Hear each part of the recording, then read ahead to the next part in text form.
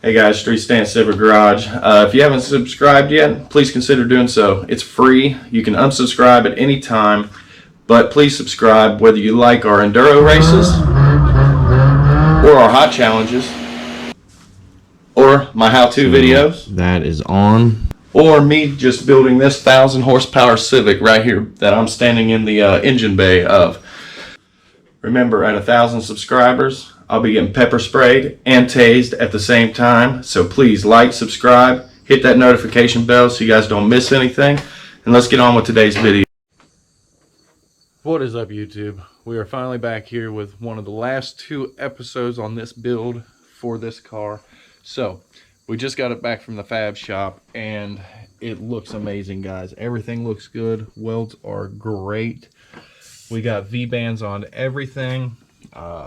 New V-bands here and V-bands on the intercooler. Everything is done with V-bands. We got V-band on the turbo. So everything's V-banded, no silicone couplers on this at all. Like I said, this is just going to be a quick update on the car because we are going to be starting it later today, but that's going to be a different video, guys. So stay tuned to watch the startup on this car because I know everybody has been wanting to see this. So what I have left to do with this car is we have to put the barb fitting in the end of the blow-off valve here. And I didn't show you guys none of this. We actually got a brand new tile 50 mil blow-off valve. So here's the vacuum line for it. And we got a new 44 mil tile wastegate here. I got 1/2 of the vacuum ran and teed off to the boost controller down here. So I just need to run the line off this side of the boost controller to the top of my wastegate here, which that's what this hose here is for. So we do that. We've already flushed the lines. I've cranked it a little bit to build oil pressure. It seems to be pumping a little bit of oil. We'll see what happens. I got to set it all the way down because I do have it pretty high in the air. I'm going to set it down so we can actually set it down, check the oil, and start it.